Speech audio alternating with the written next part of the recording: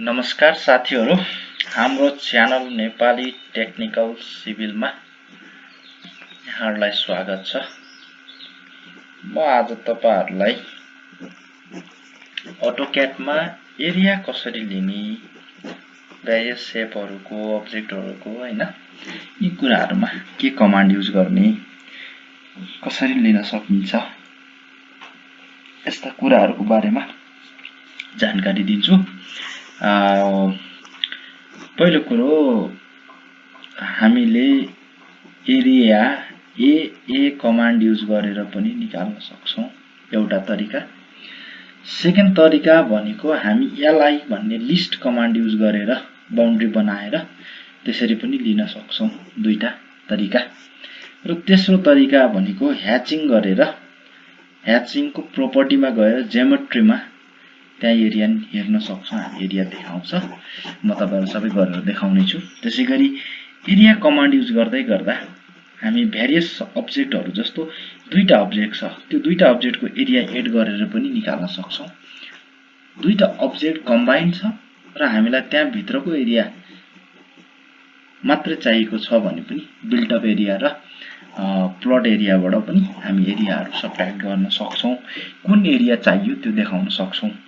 म तपाईहरुलाई अब यहाँ केही अब्जेक्टहरु छ, जस्तो यो एउटा सिंगल अब्जेक्ट छ, यो मैले पोलिलाइन युज गरेर बनाएको हो।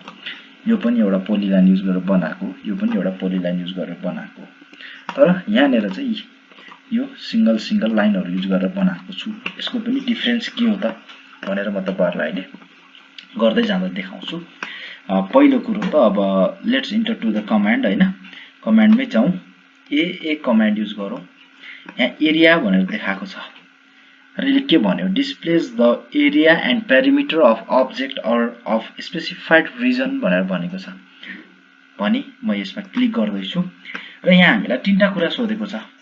पहिलो कुरो अब्जेक्ट छ, सेकेन्ड कुरो एड एरिया भन्ने छ, एड एरिया भनेर भनेको छ हैन, र थर्ड भनेको सबट्र्याक्ट एरिया भनेर देखाएको छ यहाँनेर, object add area subtract area. So म पहिलो कुरा अब्जेक्ट एरिया लिँदै छु। अब्जेक्टको लागि मैले यहाँ ओ टाइप गर्न सक्छु अथवा अब्जेक्ट नै सिलेक्ट गर्नु, इन्टर गर्नुस् र कुन अब्जेक्टको तपाईलाई एरिया लिनु छ त, म यसको लिँदै छु भने यहाँ क्लिक गरे र यसले देखाइदियो यसको एरिया कति छ, 16139 स्क्वायर इन्च छ अथवा 112.08 स्क्वायर फिट छ। यसको सर्कमफरेन्स चाहिँ 37 फिट 6 इन्च देखाएको छ। त्यसैगरी म अर्को अब्जेक्टको एरिया लिँदै छु र यसको एरिया कति छ त भन्दाखेरि 15,599 स्क्वायर इन्च छ अथवा 108.32 स्क्वायर फिट छ र पेरिमिटर 38 फिट 3 इन्चेस छ। सिमिलरली म यसको रेक्ट्याङ्गलको पनि एरिया लिन्छु र यसको एरिया कति छ भन्दाखेरि 1368668 स्क्वायर इन्च अथवा 94.92 स्क्वायर फिट छ हो। पेरिमिटर चाहिँ 42 फिट 3 इन्चेस रहेछ। यो भयो एउटा सिंगल अब्जेक्टको है। अब म इन्डिभिजुअल लाइनबाट बनेको अब्जेक्टको एरिया चाहिँ कसरी निकाल्ने त, यो कुरा चाहिँ तपाईहरुलाई देखाउन गइरहेको छु। सो ए टाइप गर्नुस्, यो एरिया कमान्डको लागि एरिया आउँछ। अब हामीसँग अब्जेक्ट पनि छैन, हामीलाई एड एरिया पनि गर्नु छैन र सबट्र्याक्ट एरिया पनि गर्नु छैन। सो अब मसँग अप्सन के छ भन्दाखेरि चारवटा कर्नरमा म गएर क्लिक गर्छु यसरी, एउटा second corner, so third corner र this is my fourth corner. Enter गर्दिनुस्, तपाईले एरिया पाउनुहुन्छ। यसको एरिया कति छ त भन्दाखेरि 5900 स्क्वायर इन्च रहेछ र 40.97 स्क्वायर फिट छ। त्यसैगरी पेरिमिटर 26 फिट 4 इन्चेस छ। यो कुरा तपाईहरुले अब जान्नु भयो होला। सिमिलरली यसमा जस्तो यो पोइन्ट युज गर्छु, फेरि म यो पोइन्ट युज गर्छु र यसरी अर्को पोइन्टमा जान्छु। यो ट्रायंगलको एरिया कति छ त भन्दाखेरि 3991 स्क्वायर इन्चेस रहेछ है त। अब यति भइसकेपछि म तपाईहरुलाई जस्तो मैले अघि यसको एरिया निकालेर देखाउँछु। पहिला म एआरईए को ए हैन कमान्ड युज गरौँ र मैले अब्जेक्ट सिलेक्ट गर्नु छ। सो अब्जेक्ट यो मेरो अब्जेक्ट हो। कति आएको छ 13,668 स्क्वायर इन्चेस आएको छ हो। म यसलाई चाहिँ अब लिस्टबाट पनि निकालेर देखाउँछु है त। सो एलआई कमान्ड युज गरौँ, लिस्ट गरौँ र सिलेक्ट अब्जेक्ट, यसलाई अब्जेक्ट सिलेक्ट गरे इन्टर गरौँ। सो यसमा पनि कति एरिया देखाए त भन्दाखेरि तपाईहरुले हेर्न सक्नुहुन्छ एरिया 13,668 स्क्वायर इन्च अथवा 94.92 स्क्वायर फिट र पेरिमिटर 42 यो इन्च देखाइरहेको छ। सिमिलरली म फेरि यहाँ गएर तपाईहरुले त देखिसक्नु भयो। अब म यसलाई फेरि ह्याचिङबाट पनि कसरी एरिया निकाल्ने त, एरिया कसरी आउँछ यो कुराहरु देखाउँदै छु। ह्याचको लागि ह्याच टाइप गर्नुस् र कुनै पनि फर्मेट हाल्दा हुन्छ, एएनएसआई एंगल 31 हैन, कुनै पनि हाल्दा भयो। एयर कन्क्रिट पनि हाल्दा, मैले एकछिनलाई कन्क्रिट एयर हाले र यहाँ स्केल चाहिँ मैले 10 गरिदिन्छु। सो 10 भन्दा पनि म यसलाई 5 गरौँ न त, 5 भन्दा पनि 3 गर्दिन के जान्दैछ हैन। ल यो गर्दै गर्दाखेरि तपाईको अब यसको एरिया कसरी पत्ता लाग्छ त, 13,668 हाम्रो एरिया अघि एरिया र लिस्टबाट निकालिसकेको। ह्याचिङबाट पनि हेरौँ है त एरिया कति आउँछ भन्दाखेरि एरिया 13,668 स्क्वायर इन्च अथवा 95 स्क्वायर फिट राउन्ड अफमा दिएको छ। अघि हाम्रो 94.92 स्क्वायर फिट थियो, त्यो भनेको एउटै कुरा हो र साथीहरुले अब यो पनि थाहा पाउनु भयो होला भन्ने मैले विश्वास लिएको छु। अब सिमिलरली म तपाईहरुलाई दुईटा अब्जेक्टको एरिया एड गरेर कति आउँछ त त्यो कुरा पनि जानकारी दिन्छु। जस्तो मैले ए युज गरे एरिया र अब्जेक्ट सिलेक्ट गर्दैछु। यो अब्जेक्टको एरिया मसँग कति छ भन्दाखेरि 16,139 स्क्वायर इन्च छ। सिमिलरली यसको एरिया मसँग कति छ त भन्दाखेरि 15,549 स्क्वायर इन्च छ। So let me add both हैन, यो दुईटै एड गरौँ। म पहिला तपाईहरुलाई एड गरेर देखाउँछु कति आउँछ भनेर। मैले पहिला एड गर्छु अनि त्यसपछि अब हामी नेचुरली एड गरौँ, मतलब क्याल्कुलेटर युज गर्छु म।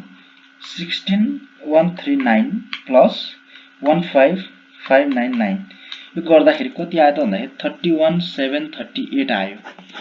31,738 स्क्वायर इन्च हुँदो रहेछ। सो अब म एड एरियाबाट कसरी आउँछ त त्यो निकाल्दैछु। Add area object, so this is the object, enter and no mistake भयो। एरिया गर्दै गर्दा एड एरियामा जाउँ। So object and this one, so enter गरौँ। यो दुईटाको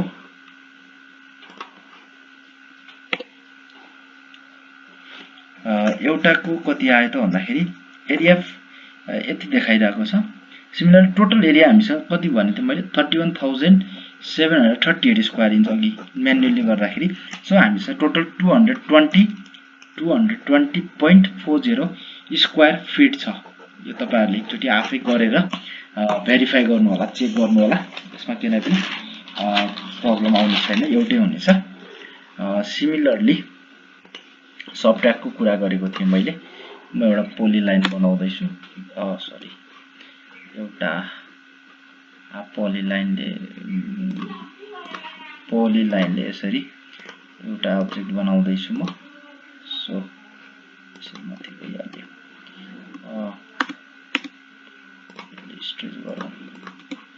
सो टीआर इन्टर म ट्रिम गर्न खोज्दैछु एक्स्ट्रा पोर्सनलाई, भयो। त्यसै गरी म एउटा फेरि पोली लाइनले यहाँदेखि यसरी यसरी यसरी यसरी फेरि म यसलाई एक्सटेन्ड स्ट्रेच गरिदिन्छु।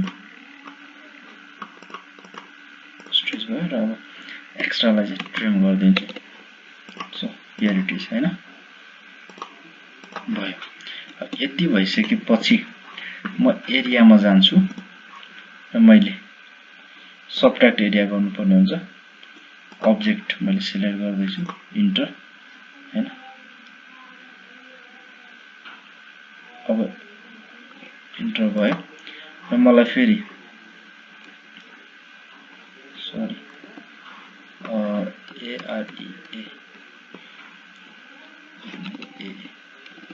एरिया भयो। यसमा मैले सबट्र्याक्ट एरिया गर्नुपर्ने हुन्छ त्यसलाई म अब्जेक्ट सिलेक्ट गर्दैछु यो भइसक्यो सो इन्टर गरेर फेरि अब्जेक्ट गरौँ र यो भित्रको यसलाई इन्टर गर्यो भने मेरो के आयो त भन्दाखेरि तपाईको टोटल प्लट एरियाबाट मैले यो भित्रको एरिया घटाइदिँदाखेरि यो बीचमा जुन रिमेनिङ एरिया छ यो एरिया चाहिँ हामीलाई यहाँ देखाइराखेको छ यसरी हामी एरियालाई सबट्र्याक्ट पनि गर्न सक्छौं सो एरियाको बारेमा कसरी क्याल्कुलेट गर्ने त एरिया भनेर मैले तपाईहरुलाई एउटा एक्जाम्पल मात्रै दिएको जस्तो अब म तपाईहरुलाई एउटा यो बिल्डिङको मैले लिएको जुन छ त्यसको एरिया निकाल्दै छु म पुरा मसँग भएको यसको सो यो पोइन्ट देखि म यसरी पोइन्टमा जान्छु यो एउटा होल अब्जेक्ट नभएको कारणले गर्दाखेरि मैले यसरी लिन परेको हो यसै गरी यता गएर अर्को इन्ड पोइन्टमा इन्ड गर्नुस् र इन्टर गर्दिनुस् तपाईसँग एरिया आइसक्यो यो एरिया कति थियो त भन्दाखेरि 22,23,200 स्क्वायर इन्च अथवा 1550 स्क्वायर फिट हो हैन र म तपाईहरुलाई यहाँ डाइमेन्सन दिएको छ कि छैन ठ्याक्कै छैन रहेछ म तपाईहरुलाई देखाउँछु यो डाइमेन्सन कति छ भनेर यो डाइमेन्सन भनेको मसँग अराउन्ड 31 फिट छ है र मसँग यतातिर चाहिँ 50 फिट हुनु पर्यो अनि मात्र मेरो 1550 स्क्वायर फिट चाहिँ एरिया आउँछ so this should be 50 feet सी 50 फिट छ हैन भनेपछि 50 फिट बाइ 31 फिट लाई तपाईहरुले मल्टिप्लाई गर्नुभयो भने तपाईहरुले 1550 स्क्वायर फिट चाहिँ यसको टोटल एरिया पाउनुहुन्छ मैले 1550 स्क्वायर फिटमा एउटा बिल्डिङ फर्स्ट फ्लोरको प्लान बनाएको रहेछु यो प्रिभियस भिडियोमा मैले प्लान कसरी बनाउने भनेर तपाईहरुलाई सिकाएको छु विन्डोको साइजहरु डोरको साइजहरु डोर विन्डो प्लेसमेन्टहरु भेन्टिलेसनहरु हैन कसरी राख्ने भनेर मैले त्यो पनि भनिसकेको छु र स्टेयरकेसको यो ल्यान्डिङ अनि टोटल मैले लिएको स्टेयरकेस लेन्थ अनि यहाँ स्टेयरकेसको यो देखि यो बीचको डिस्टेन्स राइज ट्रेड कति छ कसरी क्याल्कुलेट गर्ने बिल्डिङको हाइट रिलेटेड भएर भनेर पनि एउटा भिडियो बनाएर तपाईहरुलाई कसरी त्यो गर्ने भनेर पनि राखिएको छु त्यसको लागि त्यो भिडियो हेर्नु होला अनि तपाईहरुले नम्बर अफ फ्लाइट कतिवटा चाहिन्छ र एउटा फ्लाइटमा कतिवटा स्टेप्स हुन्छ यी सबै कुराहरुको क्याल्कुलेसन सजिलै गर्न सक्नुहुन्छ र आजको जुन यो भिडियो मैले तपाईहरुलाई एरिया कसरी निकाल्ने सिंगल अब्जेक्टको एरिया कसरी आउँछ र यो इन्डिभिजुअल लाइनबाट बनेको अब्जेक्टको एरिया कसरी लिने कसरी पोइन्टहरु गर्ने भनेर सबै कुराहरु सिकाए एड गर्दाखेरि कसरी एरिया आउँदो रहेछ सबट्र्याक्ट गर्दाखेरि कसरी एरिया सबट्र्याक्ट हुँदो रहेछ यी कुराहरु पनि तपाईहरुलाई मैले जानकारी दिए भिडियो पक्कै पनि फ्रुटफुल छ राम्रोसँग हेर्नु होला यसले तपाईहरुको अटोक्याडको नलेजमा केही न केही एड चाहिँ गर्नेछ थप्नेछ नलेज हैन यो भिडियो पक्कै पनि तपाईहरुलाई उपयोगी हुनेछ भन्ने मैले विश्वास लिएको छु र हाम्रो च्यानल नेपाली टेक्निकल सिभिललाई सब्स्क्राइब गर्नु होला र साथीभाइहरुमा पनि भनिदिनु होला कोही त्यस्तो छ अटोक्याड सिक्न चाहने नेपालीमा अब हिन्दी इंग्लिशमा बुझ्न गाह्रो हुन्छ नेपालीमा सजिलो हुन्छ र मैले सरल तरिकाले तपाईहरुलाई धेरै कुराहरु डिटेलमा सानो सानो कुराहरु पनि सिकाउने भएको हुनाले साथीहरुमाझ पनि शेयर गरिदिनु होला थ्यांक यू धेरै धन्यवाद अहिलेसम्म भिडियो हेर्दिनु भयो भिडियो बुझ्दिनु भयो आगामी दिनमा अरु भिडियो लिएर म आउने नै छु